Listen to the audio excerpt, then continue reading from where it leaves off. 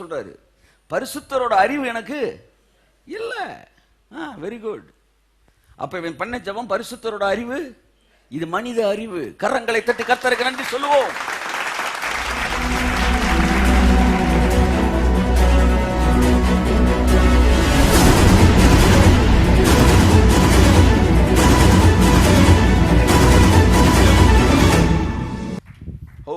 ஹல்லேலூயா. மனிதன் யார் அப்படின்னா அந்த மனதுதான் மனிதன். அந்த மனதுதான் மனிதன். அப்ப மனிதன் எப்படி ஆசீர்வதிக்கிறார்? அவன் விருப்பத்திற்கேற்றவர்கள் ஆசீர்வதிக்கிறார் தேவன். அப்ப இந்த மனது, ஏன்னா பைபிள் சொல்லுது, அவர் மனுஷனை வந்து அவனுடைய விருப்பத்தை அவர் கனம் பண்ணுகிற தேவனாக இருக்கிறார். அவ்வளவு அவனை நேசிக்கிறனால அந்த நேசத்தையே லாவா மாத்திட்டாரு. கை தட்டுங்க அவருக்கு. புரியுதா உங்களுக்கு? புரியுதா?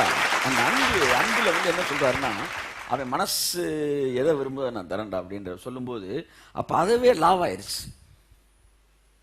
அப்ப நீ ஆசீர்வதிக்கப்படுறதுக்கு என்ன லானா, நீங்க எதை விரும்புறீங்களோ அதுதான் லா. அதுதான் வந்து லா. அப்ப தேவன் எதை விரும்ப வேண்டும்? வேத வசனத்தின்படி தேவன் எதை விருப்பம் உள்ளவராக இருக்கிறதோ அதை நீங்கள் விரும்ப வேண்டும். தவறானதை விரும்பும்போது தவறானது வருகிறது. வாசிங்க இந்த வசனத்தை. சாபத்தை விரும்பினான். அநேக பெந்தெகோஸ்தே கிறிஸ்தவர்கள், அநேக ரட்சிக்கப்பட்ட கிறிஸ்தவர்கள் சாபத்தை விரும்புகிறார்கள்.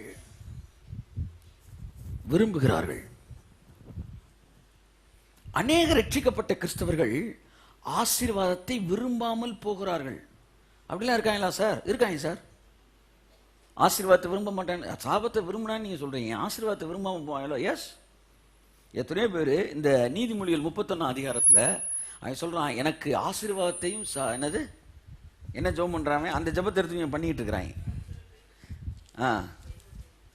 நான் பரிபூர்ணம் அடைகிறதினால் நான் மறுதலித்து கர்த்தர் யார் என்று சொல்லாதபடிக்கு, ஓகே, தரித்திரப்படுகிறதுனாலே திருடி தேவனுடைய நாமத்தை வீணிலே வழங்காதபடிக்கு எனக்கு அளந்து என்னை போஷித்தருள்ன்றான். அல்லேலூயா. நல்ல ஜெபந்தான். அவர் சொன்னார், நான் ஒரு டீ கடைக்கு போனேன், 4 டீன்னே. உன்னை பக்கத்தில் இருந்த பாஸ்டர் சொன்னார், ஒன்று மட்டும் சுகர் கம்மியா அப்படின்னாரு. ஏன் சுகர் உங்களுக்கு கம்மி? அவருக்கு சுகரு. புரிஞ்ச மட்டும் கை தட்டுங்க. புரிஞ்சவங்க இல்லையா சொல்லுங்க. அவர் ஜீனி இல்லாம கேட்கிறாரு, அவருக்கு சுகரு, எனக்கு சுகர் கிடையாது. இந்த ஜெபம் பண்ணாரு பார்த்தீங்களா, அவருக்கு சுகரு. அவர் என்ன ஜெபம் பண்ணியிருக்காரு, நான் பரிபூர்ணம் அடைஞ்சிட்டேன்னா மறுதலிச்சிருவேன். நீ மறுதலிப்பா, நாங்க ஏன் மறுதலிக்கிறோம்? எத்தனை பேருக்கு மறுதலிக்க மாட்டீங்கன்னு தைரியம் இருக்கு? தைரியம் இருந்தா பேசுங்க. கர்த்தரனை விட மாட்டாரு. வழுவாதபடி என்னை காக்கிறவர் என்ற நம்பிக்கை இருந்துச்சுன்னா கோடிகள் கூட உங்களை மாற்ற முடியாது. ஆமென். வழுவாதபடி உங்களை காக்கிறவர், தமது மகிமையுள்ள சன்னிதானத்தில் மாசற்றவர்களாய் கொண்டு போய் நிறுத்த வல்லமையுள்ளவருமாகிய தம் ஒருவரை ஞானமுள்ளவருமாய் அவருக்கே துதியும் கனவு மகிமை உண்டாகட்டும். அந்த வல்லமையுள்ளவர், ஞானமுள்ளவர் உங்களை சரியான இடத்திற்கு வழுவாதபடி கொண்டு போய் சேர்ப்பார் என்றால் நீங்கள் பயப்பட வேண்டிய அவசியம் இல்லை. அப்ப நீங்க தைரியமா கேட்கலாம். அவன் சொல்றான், மாயையும் பொய் வசனிப்பையும் எனக்கு தூரப்படுத்தும். இதை எதுவும் செய்ய மாட்டேன்றான், இதை செஞ்சுக்கிட்டு தான் இருக்கிறான். மாயையா பேசுறது, பொய்யா பேசுறது, ஆளை பார்த்தா நடிக்கிறது, இதை தூரப்படுத்தும் ஜெபம் பண்ணு. இதை விட்டுட்டு தரித்திரத்தை ஐஸ்வர்யத்தை எனக்கு கொடாதிருப்பீராக, ஆசீர்வாதத்தை விரும்பாமல் போனான். ஐஸ்வர்யத்தை எனக்கு தராதீங்கன்றான். ஜெபிச்சவன் யாரு? சாலமோன். சரி, ஜெபிக்கிறதுக்கு முன்னாடி அவன் சொன்ன வார்த்தை, அவன் வந்து இந்த ஜெபத்தை எப்ப பண்ணான்னா ஞானி ஆகிறதுக்கு முன்னாடி பண்ண ஜெபம். நல்லா தெரிஞ்சுக்காங்க. அதனால தான் கர்த்தர் கூட உன்னை பார்க்கும்போது நீ ஐஸ்வர்யத்தை கேட்கவே இல்லை அப்படின்றாரு. புரியுதா உங்களுக்கு? சரி, அவன் ஞானி ஆகிறதுக்கு முன்னாடி பண்ண ஜெபம், அதாவது ஃபெயிலா போயிருந்தப்ப பண்றது. அதை நீங்க பண்ணலாமா? பண்ணக்கூடாது. நல்லா நீங்க தெரிஞ்சுக்கணும். சவுல் பவுலா மாறுறதுக்கு முன்னாடி நிறைய பேரை கொண்டிருக்கான். உன்னை நம்மளும் சவுல் செஞ்சாருன்னு செய்யலாமா? செய்யக்கூடாது. ஏன்? அவர் ரட்சிக்க போறதுக்கு முன்னாடி செஞ்சாரு. இவரும் ரட்சிக்க போறதுக்கு முன்னாடி பண்ண ஜெபம். ஏன்? பைபிள் தெளிவா சொல்லுது. 2ஆம் வசனத்தை வாசிங்க. மனுஷர் எல்லாரிலும் நான் மூடன், மனுஷருக்கு ஏற்ற புத்தி எனக்கு இல்லை. புத்தியே இல்லைன்றான். அவன் ஜபத்தை நீ என்ன செஞ்சுக்கிட்டு இருக்கிற? எனக்கு புத்தி இல்ல. அடுத்து நான் ஞானத்தை கற்கவும் இல்லை, பரிசுத்தரின் அறிவை அறிந்து கொள்ளவும் இல்லை. பாத்தீங்களா, ரொம்ப தெளிவா சொல்றாரு. பரிசுத்தரோட அறிவு எனக்கு இல்ல. Very good. அப்ப இவன் பண்ண ஜபம் பரிசுத்தரோட அறிவு, இது மனித அறிவு. கரங்களை தட்டி கர்த்தருக்கு நன்றி சொல்லுவோம். இது அப்ரூவர் ஆயிட்டாப்ல அவரே.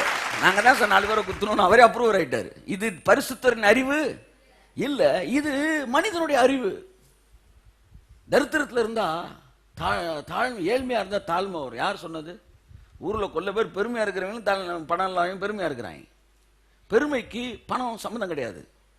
பெருமைக்கு நல்லா பெரிய லெவல்ல இருக்கணும் கிடையாது. ஒன்றும் இல்லாமலும் நான் பெருமையில் இருக்கலாம். இன்ஃபேக்ட் உங்கள்கிட்ட பணம் குறைய குறைய பெருமை கூடும் தான் நான் சொல்றேன். புரியுதா உங்களுக்கு? ஒரு பொது இடத்துக்கு போறீங்க, நீங்க நல்ல ஒரு பணக்காரு, 4 பேர் டீ குடிக்கும்போது உங்களுக்கு கொடுக்க மறந்துட்டாங்க, உங்களுக்கு அது பெரிய விஷயமாவே தெரியாது. ஏன்னா டீ உங்களுக்கு பெரிய விஷயம் கிடையாது. ஆனா டீயை பெரிய மேட்டரா நினைக்கிறப்ப நான் என்ன செஞ்சிடறேன்? என்ன அவமதிச்சுட்டாங்க சார். You see, அப்ப நன்றாக தெரிந்து கொள்ளுங்கள், ஏழ்மை உங்களுக்கு தாழ்மையை கொடுக்கும் என்பது தவறானது. தாழ்மை என்பது ஏழ்மை தருவதல்ல. அப்படின்னா திடீர்னு இருக்கிற 50 பேரும் பரிசுத்தவான்களா மாதிரி இருக்கணும். ஆனா பெரிய பெரிய ரோக்கு ரவுடி எல்லாம் எங்க இருந்தா வராங்க? ஸ்லம் ஏரியால இருந்தா வருகிறாங்க. செயின் அக்கிறவன்லாம் யாரு? அது போன்ற ரொம்ப தரித்திரத்தில் இருக்கிறவன் தான் அந்த வேலைக்கு வரான். சோ ஏழ்மை ஒருவனுக்கு தாழ்மையை தராது, தேவனே ஒருவனுக்கு தாழ்மையை தருகிறவர். கரங்களை தட்டி கர்த்தருக்கு சொல்லுவோம். தரித்திரம் ஒருவனுக்கு நல்ல குணத்தை தராது. இது மனித அறிவு. அதை புரிந்து கொள்ளுங்கள். இதை புரிஞ்சுக்கிட்டீங்கன்னா உங்க மனசு சரியானதை கேட்கும். போன வாரமே சொன்னேன், இந்த மனசு ஒரு இன்னசென்ட் புறா. அதுக்கு தப்பா சொல்லி கொடுத்தா தப்பானதே நம்பும். தரித்திரம் உனக்கு ஏழ்மையை தரும். ஏழ்மை வந்து உனக்கு என்ன தரும்? தாழ்மையை தரும்னு சொன்னவன அது புறா உடனே அப்படியே கேட்டுரும். உடனே எனக்கு ஏழ்மையை தாங்க, ஏழ்மையை தாங்க, ஏழ்மையை தாங்க. ஏழ்மை தான் வரும், ஆனா தாழ்மை வராது.